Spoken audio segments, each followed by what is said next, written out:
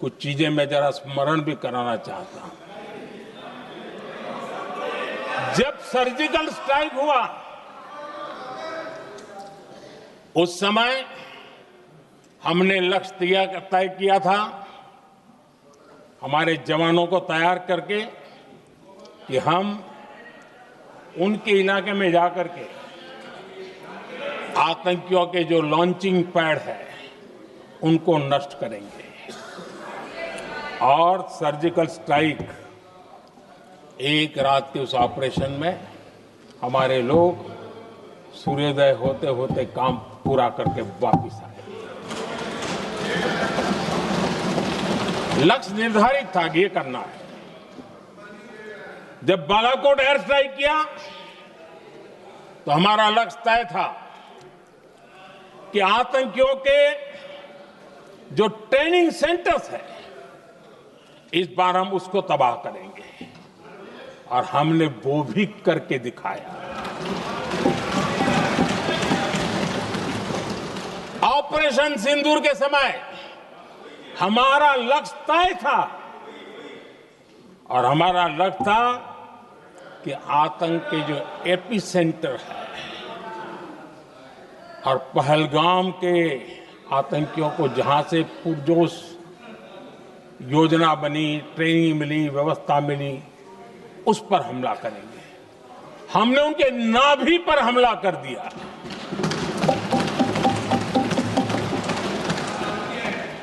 जहां पहलगाम के आतंकियों का रिक्रूटमेंट हुआ, ट्रेनिंग होती थी, फंडिंग होता था, उन्हें टेक्निकल सपोर्ट मिलता था, शस्त्र सरंजाम मिलता था, उस जगह को आइडेंटिफाई किया और हमने सटीक तरीके से ऑपरेशन सिंदूर के तहत आतंकियों की नाभि पे प्रहार कर दिया। और आदरणीय अध्यक्ष जी, इस बार भी हमारी सेना ने 100% लक्ष्यों को हासिल करके देश के सामर्थ्य का परिचय दिया।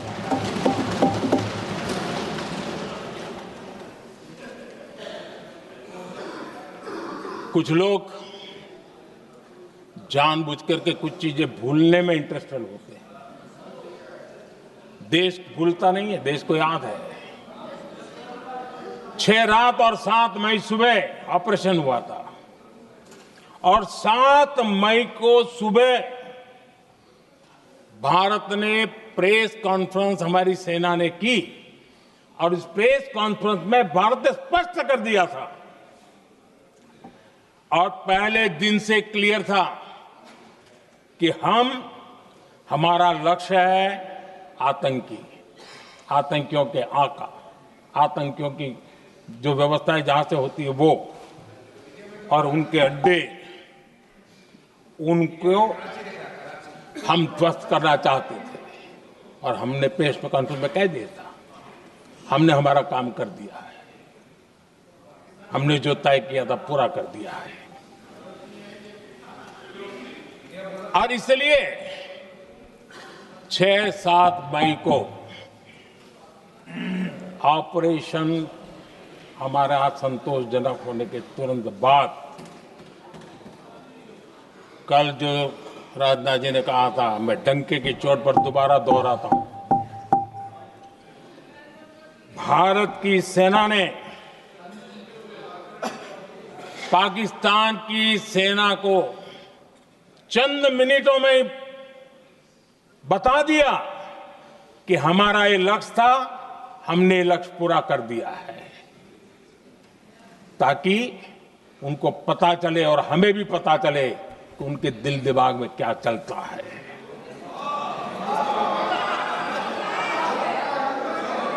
हमने अपना लक्ष्य 100% हासिल कर लिया था, और पाकिस्तान में समझदारी होती तो आतंकियों के साथ खुलेआम खड़े रहने की गलती न करता।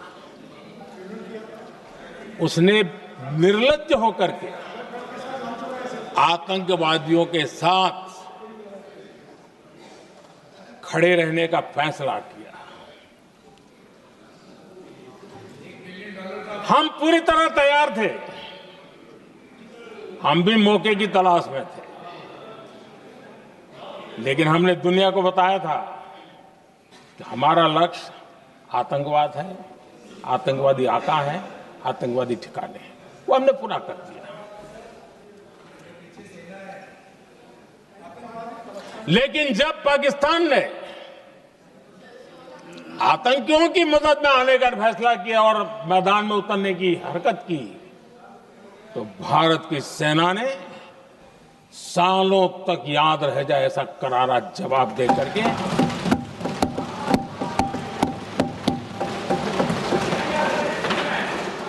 9 मई की मध्य रात्रि और 10 मई की एक प्रकार से सुबह हमारी मिसाइलें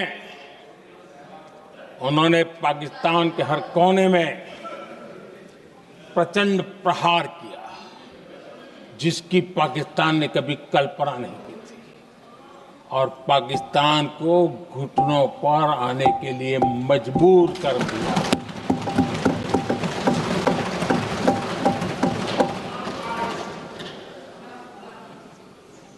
और आपने टीवी में भी देखा है, वहां से क्या बयान आते थे। पाकिस्तान के लोग, अरे मैं तो स्विमिंग पूल में नहा रहा था, कोई कह रहा था मैं तो दफ्तर जाने की तैयारी कर रहा था, हम कुछ सोचे इस पहले तो भारत ने तो हमला कर दिया। ये पाकिस्तान के लोगों के बयान है और देश ने देखे हैं। स्विमिंग पूल में नहा रहा था।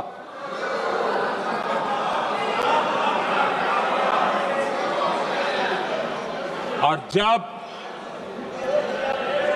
इतना कड़ा प्रहार हुआ,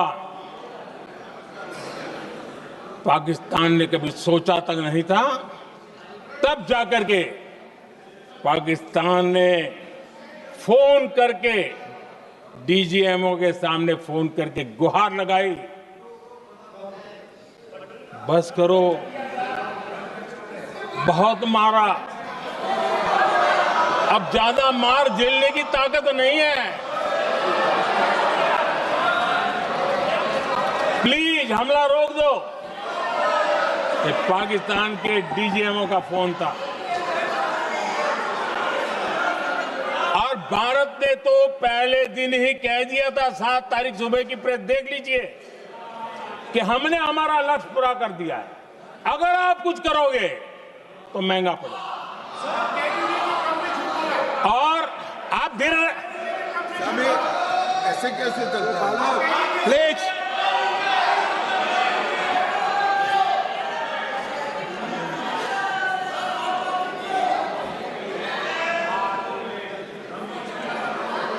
मैं आज दोबारा कह रहा हूं, ये भारत की स्पष्ट नीति थी, सुविचारित नीति थी, सेना के साथ मिलकर के तय की हुई नीति थी, और वे ये थी कि हम आतंक, उनके आका, उनके ठिकाने, ये हमारा लक्ष्य है। और हमने कहा, पहले दिन प्रेस कॉन्फ्रेंस में कहा है कि हमारा एक्शन नॉन एक्सीलेटरी है, ये हमने कह करके किया है। और इसके लिए साथियों हमने हमला रोका। अध्यक्ष जी, दुनिया के किसी भी नेता ने भारत के ऑपरेशन रोकने के लिए नहीं कहा।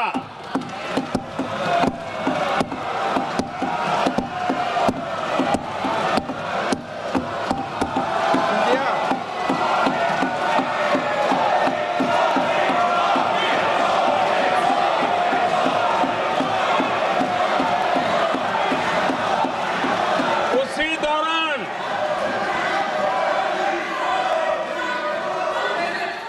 9 तारीख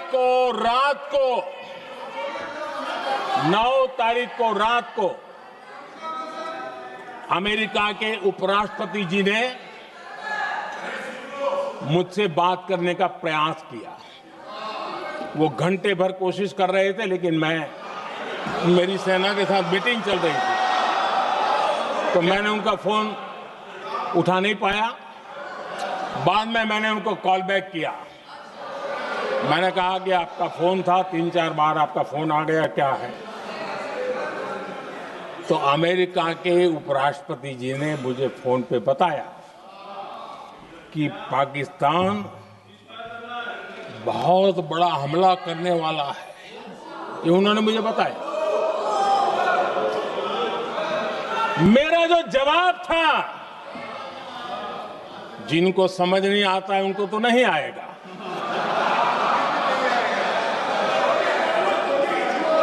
मेरा जवाब था, अगर पाकिस्तान का ये इरादा है तो उसे बहुत महंगा पड़ेगा। ये मैंने अमेरिका के उपराष्ट्रपति को कहा।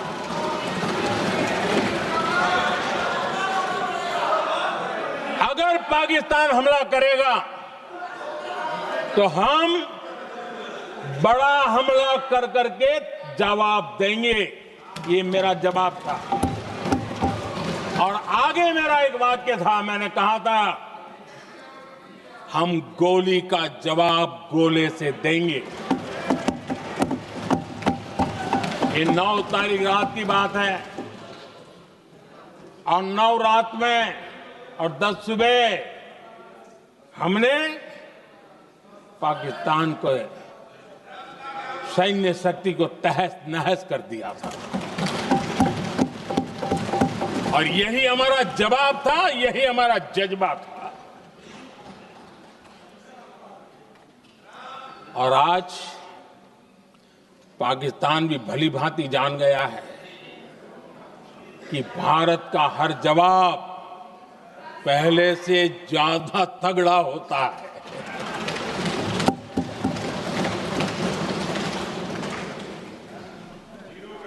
उसे यह भी पता है कि अगर भविष्य में नौबत आई तो भारत आगे कुछ भी कर सकता है।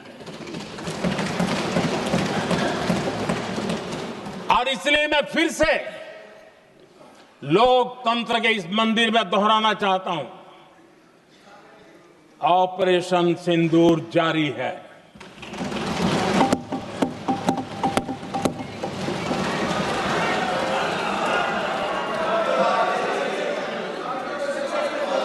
पाकिस्तान ने दुस्साहस की अगर कल्पना की तो उसे करारा जवाब दिया जाएगा।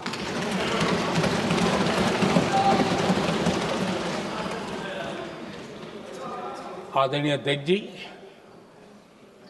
आज का भारत आत्मविश्वास से भरा हुआ है। आज का भारत आत्मनिर्भरता के मंत्र को लेकर के पूरी शक्ति के साथ तेज गति से आगे बढ़ रहा है। देश देख रहा है भारत आत्मनिर्भर बनता जा रहा है।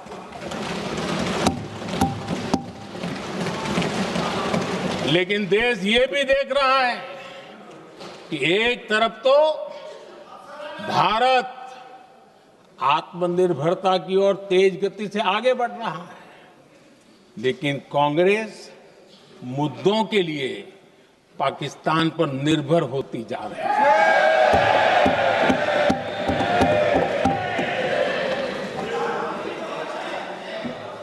मैं आज पूरा दिन देख रहा था, जो 16 घंटे से जो चर्चा चल रही है, दुर्भाग्य से। प्लीज बैठिए, सब जवाब दे दिया आपका। आप सुनते नहीं, सबका जवाब दे दिया। प्लीज दुर्भाग्य से सुनिए जवाब। कांग्रेस को पाकिस्तान के मुद्दे इंपोर्ट करने पड़ रहे हैं।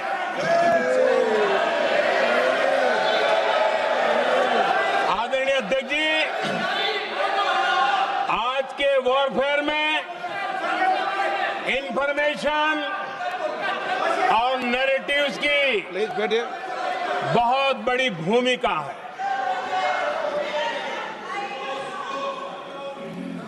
नैरेटिव घर करके एआई का भी भरपूर उपयोग करके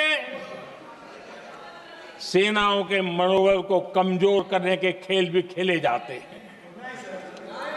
जनता के अंदर अविश्वास पैदा करने के भी भरपूर प्रयास होते हैं।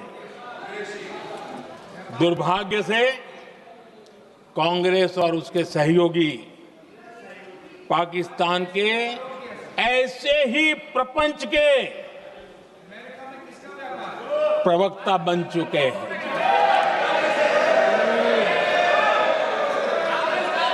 आदरणीय अध्यक्ष जी, देश की सेना ने आदरणीय अध्यक्ष जी, ये तरीका है देश आपका? की सेना ने बैठिए बैठिए। देश की सेना ने सर्जिकल स्ट्राइक की। बैठिए।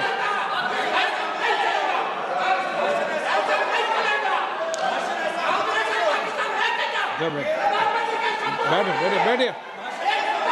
आदरणीय अध्यक्ष जी, देश की सेना ने सफलतापूर्वक सर्जिकल स्ट्राइक की तो तुरंत कांग्रेस वालों ने सेना से सबूत मांगे थे। लेकिन जब उन्होंने देश का मूड देखा, देश का मिजाज देखा, तो सुर उनके बदलने लगे और बदल करके क्या कहने लगे? कांग्रेस के लोगों ने कहा, ये सर्जिकल स्ट्राइक क्या बड़ी बात है, ये तो हमने भी की थी। एक ने कहा 3 सर्जिकल स्ट्राइक की थी, दूसरे ने कहा 6 सर्जिकल स्ट्राइक की थी, तीसरे ने कहा 15 सर्जिकल स्ट्राइक की थी। जितना बड़ा नेता उतना बड़ा आंकड़ा चल रहा था।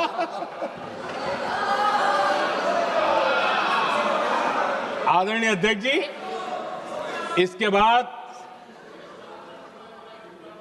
बालाकोट में सेना ने एयर स्ट्राइक की। अब एयर स्ट्राइक तो ऐसी थी कि वो कुछ कह नहीं सकते थे, इसलिए ये तो नहीं कहा कि भाई हमने भी की थी। उसमें तो उन्होंने समझदारी दिखाई, लेकिन फोटो मांगने लगे। एयर स्ट्राइक हुई तो फोटो दिखाओ, क्या कहां गिरा, क्या तोड़ा, कितने मरे, बस यही पूछते रहे। पाकिस्तान भी यही पूछता था, ये भी यही पूछते थे। इतना ही नहीं, आदरणीय अध्यक्ष जी, जब पायलट अभिनंदन पकड़े गए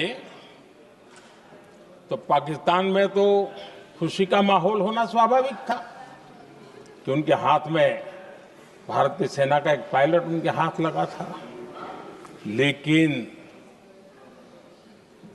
यहां पर भी कुछ लोग थे जो कानों कानों में कह रहे थे,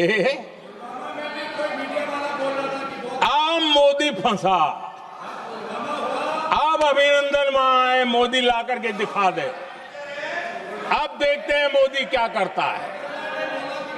आज डंके की चोट पर अभिनंदन वापिस आए।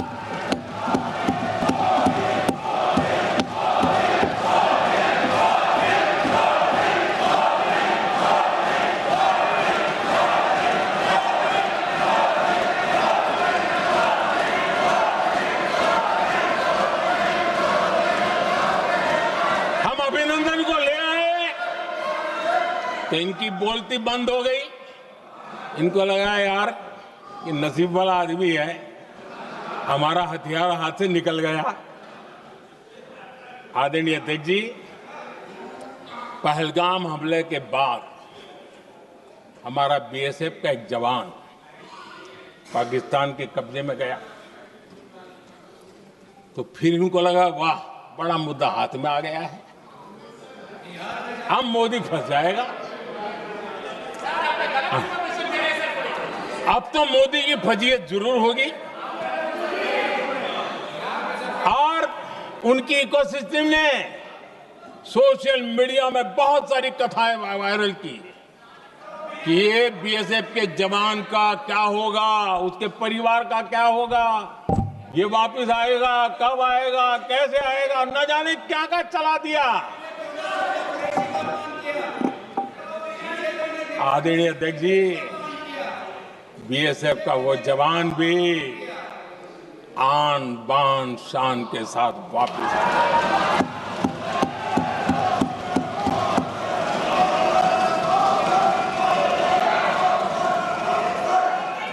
आतंकवादी रो रहे हैं, आतंकवादियों के आका रो रहे हैं और उनको रोते देखकर यहां भी कुछ लोग रो रहे हैं।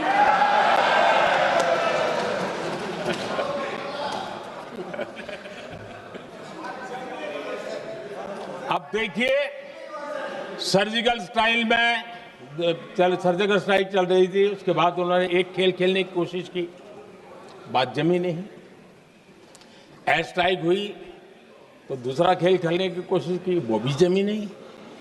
जब ये ऑपरेशन सिंदूर हुआ तो उन्होंने नया पैंतरा शुरू किया और क्या शुरू किया, रोक क्यों दिया।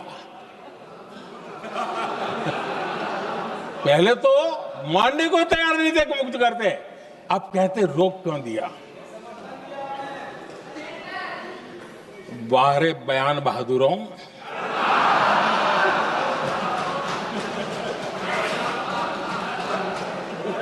आपको विरोध का कोई न कोई बहाना चाहिए और इसलिए सिर्फ मैं नहीं, पूरा देश आप पर हंस रहा है।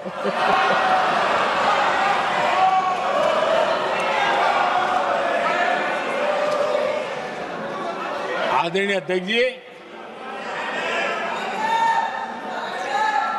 सेना का विरोध, सेना के प्रति एक पता नहीं नेगेटिविटी, ये कांग्रेस का पुराना रवैया रहा। देश ने अभी अभी करगिल विजय दिवस मनाया, लेकिन देश पूरी तरह जानता है कि उनके कार्यकाल में और आज तक करगिल के विजय को कांग्रेस ने अपनाया नहीं। न करगिल विजय दिवस मनाया है, न करगिल विजय का गौरव किया। इतिहास साक्षी है अध्यक्ष जी। जब डोकलाम में सैन्य हमारा शौर्य दिखा रहा था, तब कांग्रेस के नेता चुपके चुपके किससे ब्रीफिंग लेते थे वो सारी दुनिया अब जान गई।